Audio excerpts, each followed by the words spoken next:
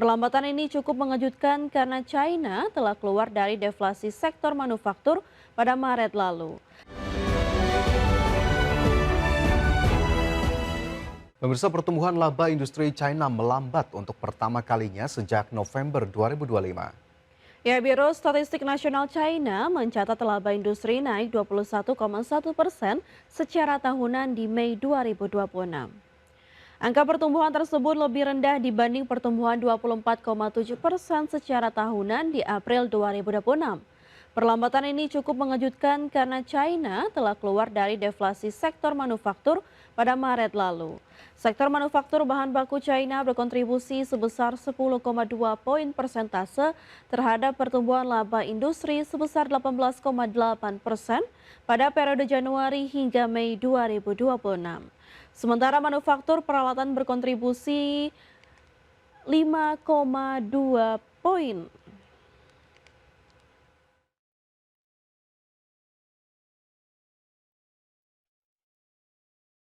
Bank Indonesia mengungkap aliran dana asing yang masuk ke Indonesia cukup signifikan sepanjang Januari hingga Juni 2026.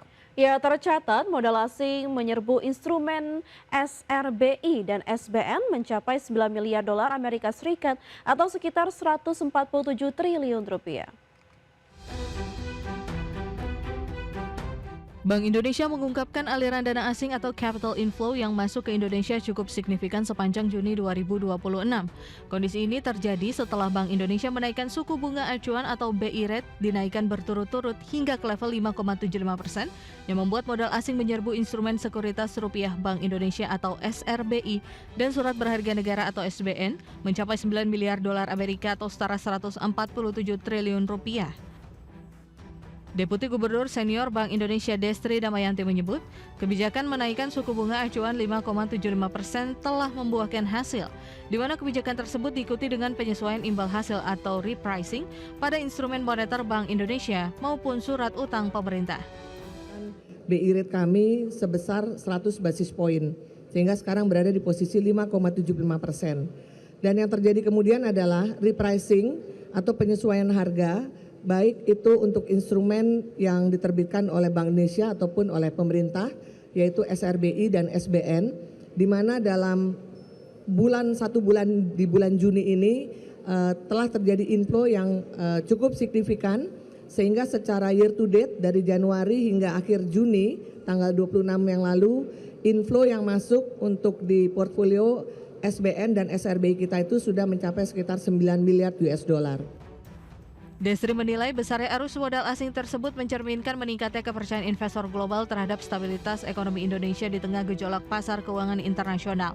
Selain itu, fokus utama Bank Sentral saat ini adalah menjaga stabilitas nilai tukar rupiah dan memastikan kondisi likuiditas di pasar keuangan tetap memadai. Jakarta, Tim Liputan IDX Channel. Ya, Bandara Internasional Soekarno-Hatta, Tangerang, Banten diprediksi mengalami lonjakan jumlah penumpang pesawat hingga 11% atau mencapai 1,91 juta orang pada masa libur sekolah. Bali, Medan, Surabaya menjadi tujuan favorit para penumpang.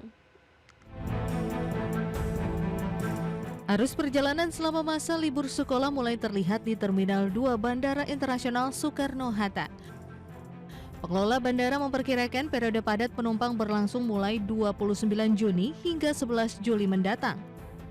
Selama periode tersebut, jumlah penerbangan diprediksi meningkat sekitar 7%, sedangkan jumlah penumpang diperkirakan naik sekitar 11% dibandingkan hari biasa. Secara keseluruhan, pergerakan penumpang diproyeksi mencapai 1,91 juta orang. Untuk rute domestik didominasi Denpasar, Kuala Namu, dan Surabaya masih menjadi tujuan favorit masyarakat. Sementara penerbangan internasional didominasi oleh rute menuju Singapura, Kuala Lumpur, dan Hong Kong. Kami dari Bandara Soekarno-Hatta memprediksi liburan sekolah terjadi peningkatan. Dan liburan periodenya adalah liburan sekolah itu diprediksi terjadi peningkatannya dimulai tanggal 29 Juni hari ini ya, sampai dengan tanggal 11 Juli.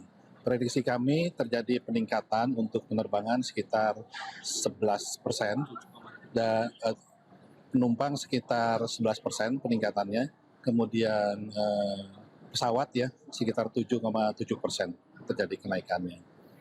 Destinasi favorit masih Destinasi favorit masih Denpasar, Kuala Namu, dan Surabaya. Pengelola bandara juga menyampaikan kenaikan harga tiket pesawat yang terjadi belakangan ini dipengaruhi oleh meningkatnya harga aftur. Sementara itu, penetapan tarif tetap menjadi kewenangan masing-masing maskapai sesuai kebijakan yang berlaku. Dari Tangerang, Banten, Hasnugara, IDX Channel. Kepala Badan Komunikasi Pemerintah Republik Indonesia Muhammad Kodari menyampaikan data per 14 Juni 2026. Jumlah wisatawan mancanegara yang datang ke Indonesia mencapai 4,68 juta kunjungan. Adapun pengeluaran rata-rata wisatawan asing juga naik 5,36% menjadi 22,68 juta per kunjungan. Kepala Badan Komunikasi Pemerintah Republik Indonesia Muhammad Kodari menyampaikan data per 14 Juni 2026, jumlah wisatawan mancanegara yang datang ke Indonesia mencapai 4,68 juta kunjungan pada Januari-April 2026, memperlihatkan kenaikan 8,24% jika dibandingkan 4,33 juta di periode yang sama 2025. Tak hanya peningkatan jumlah, terjadi juga kenaikan kualitas kunjungan yang terlihat dari kenaikan 5,36% pengeluaran rata-rata wisatawan asing menjadi sekitar 22,68 juta per kunjungan. Devisa dari sektor pariwisata juga tumbuh 6,3% atau setara 68,28 triliun rupiah. Pertumbuhan ini tetap terjaga di tengah dinamika geopolitik global dan ketidakpastian ekonomi dunia, didukung oleh strategi pemasaran yang adaptif melalui optimalisasi pasar jarak dekat dan menengah. Tidak hanya dari sisi jumlah, kualitas kunjungan pun meningkat. Rata-rata pengeluaran wisatawan mancanegara per kunjungan pada triwulan 1 2026 mencapai 1.345 US dollar atau setara 22,68 juta rupiah, meningkat 5,3% dibandingkan triwulan 1 2025 yang tercatat sebesar 1.277 US dollar atau setara 20,89 juta rupiah. Muhammad Kodari menambahkan pemerintah terus melakukan sejumlah upaya untuk terus meningkatkan kinerja sektor wisata termasuk dengan mengembangkan desa wisata dan berbagai acara pariwisata. Dengan saat ini terdapat lebih dari 6.200 desa wisata yang tersebar di seluruh Indonesia. Tim Liputan IDX Channel. Kembali bersama kami di Prime Market Highlights. Pemirsa, helikopter milik perusahaan minyak Arab Saudi Aramco jatuh di wilayah pesisir timur Arab Saudi dan menyebabkan 14 orang tewas. Ya, otoritas terkait pun melakukan penyelidikan untuk mengungkap penyebab jatuhnya helikopter tersebut. Sedikitnya 14 orang tewas setelah sebuah helikopter milik perusahaan minyak Arab Saudi Aramco jatuh di Ras Tanura di wilayah pesisir timur Arab Saudi pada hari Minggu kemarin. Kementerian Energi Arab Saudi mengkonfirmasi bahwa helikopter yang mengalami kecelakaan merupakan milik Saudi Aramco. Helikopter tersebut mengalami kecelakaan di sebelah barat Selat Hormuz.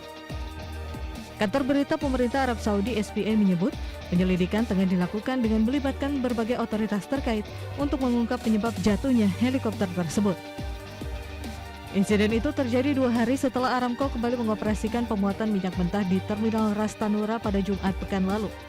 Pengoperasian kembali dilakukan setelah aktivitas tersebut sempat dihentikan selama hampir 4 bulan. Ras Tanura sendiri merupakan salah satu pusat utama pengolahan dan ekspor minyak Arab Saudi yang berada di kawasan Teluk. Berbagai sumber IDX Channel.